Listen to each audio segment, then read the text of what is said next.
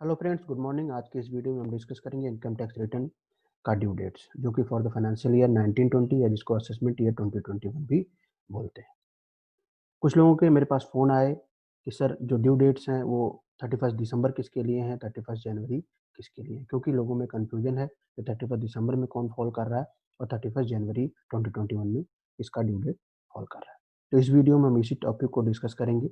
सबसे पहले मैं बता दूं कि इन शॉर्ट कि जो नॉन ऑडिटेबल एसएससी हैं उनका 31 दिसंबर 2020 है, और जो ऑडिटेबल एसएससी हैं चाहे वो ऑडिट किसी भी लॉ के अंतर्गत हो, वो इनकम टैक्स हो सकता है, कंपनीज एक्ट हो सकता है या कोई भी एक्ट हो सकता है, अगर उसमें उस एसएससी का ऑडिट मैंडेटरी है तो उसका जो इनकम टैक्स रिटर्न फाइलिंग का ड्यू डेट होगा फॉर द फाइनेंशियल ईयर 1920, वो ड्यू डेट है 31 जनवरी 2020।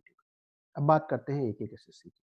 लेते हैं सबसे पहले एसएससी, बात करते हैं इंडिविजुअल। अगर कोई इंडिविजुअल एसएससी है तो अगर वो ऑडिट में कवर होता है, क्योंकि जैसा कि हम जानते हैं कि इंडिविजुअल एसएससी का जो ऑडिट कवर होता है वो हमारा इनकम टैक्स के अंतर्गत हो सकता है, चाहे वो टैक्स ऑडिट हो सकता है या ट्रांसफर प्राइसिंग ऑडिट हो सकता है। तो अगर कोई इंडिविजुअल है वो अगर ऑडिट में कवर होता है तो उसका जो जैसे टैक्स ऑडिट में कवर हो गया तो उसका जो टैक्स ऑडिट रिपोर्ट फाइलिंग करने का ड्यू डेट होगा वो 31 दिसंबर 2020 होगा, और इनकम टैक्स रिटर्न फाइल करने का जो लास्ट ड्यू डेट होगा उसका वो 31 जनवरी 2021 होगा। और वो इंडिविजुअल एसएससी जो कि किसी भी ऑडिट में, चाहे वो ट्रांसफर प्राइसिंग ऑडिट हो या टैक्स ऑडिट हो, उसमें कवर नहीं होता है, तो उसका जो ड्यू डेट होगा वो ड्यू डेट होगा 31 दिसंबर 2020, जो कि दिसंबर 2020 का लास्ट डेट 31 दिसंबर 2020। इसी तरह बात करते हैं हम पार्टनरशिप फर्म का। अगर कोई पार्टनरशिप फर्म है वो ऑडिट में कवर हो रही है, अगर वो ऑडिट में कवर हो रही है तो उसका ड्यू डेट होगा 31 जनवरी 2021, और अगर ऑडिट में कवर नहीं हो रही है तो 31 दिसंबर 2020। अब बात करते हैं ऑडिटर जो हमारे पार्टनर हैं फॉर पार्टनरशिप फर्म। अगर कोई पार्टनरशिप फर्म ऑडिट में कवर हो रही है तो जो उनके पार्टनर हैं, वर्किंग पार्टनर हैं, उनका ड्यू डेट होगा 31 जनवरी 2021।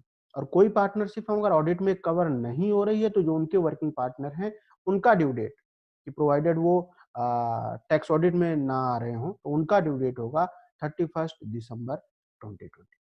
इसी तरीके से बात करते हैं कंपनीज का। जैसा कि हम जानते हैं कंपनीज का इनकम टैक्स में तो 44 AB के लिमिट में आएंगे तभी टैक्स ऑडिट कंपलसरी होगा। कंपनीज का कंपनीज एक्ट में ऑडिट मस्ट हो जाता है after incorporation of the company, तो उनका ऑडिट कंपनीज एक्ट में मस्ट है। इसलिए सारी कंपनीज का, जो भी कंपनीज है, उनका जो ड्यू डेट है for filing income tax return वो है 31 जनवरी 2020। अब हम एक चीज और डिस्कस करते हैं इसी टॉपिक में कि इनकम टैक्स का return within due date file करने के फायदे क्या है। सबसे पहला फायदा है कि हमारा जो लेट फीस है हम उससे बच जाएंगे, जो कि हमारा 1,000 रुपए से लेके 10,000 रुपए तक हो सकता है।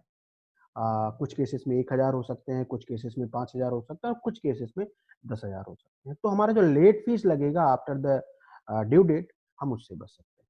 दूसरे बेनिफिट की बात करें तो हमारा जो इंटरेस्ट है अंडर सेक्शन 234A का और अंडर सेक्शन 234B का, ये हमारा लेट फाइलिंग पे लगता है। और 234B हमारा जो पेमेंट है, एडवांस टैक्स का पेमेंट अगर हमने नहीं किया हुआ है तो जो उस पे लगता है, तो हम उससे भी बच सकते हैं।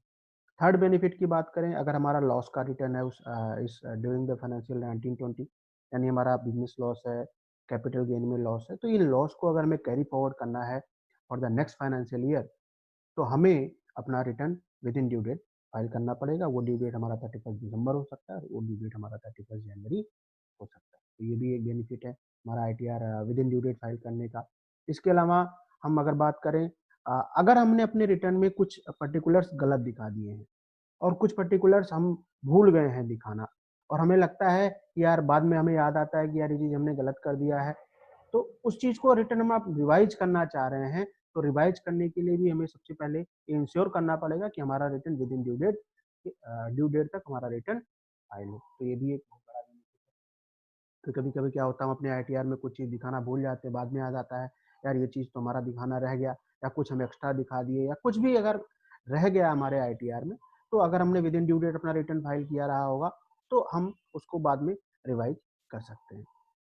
उसके अलावा अगर बात करें तो जो असेसिंग ऑफिसर है उनके पास ये पावर है कि वो after the due date of filing of return उसके पास ये पावर है कि वो हमारा सेक्शन 144 में, उसके section 144 of the income tax act में वो हमारा बेस्ट जजमेंट असेसमेंट कर सकता है। उनके पास जो भी इंफॉर्मेशन है, चाहे वो 26 एस के बेसिस पे हो, चाहे वो बैंक अकाउंट के बेसिस पे हो, वो टैक्स निकाल सकता है और इस वजह से एसएससी जो है प्रॉब्लम में पड़ सकता है। तो ये कुछ बेनिफिट्स थे जिसकी वजह से हमें अपने ITR within due date file करना चाहिए, और जल्दी फाइल करते हैं तो अगर हमारा रिफंड वगैरह बनता है तो वो भी जल्दी आने के चांसेस रहते हैं।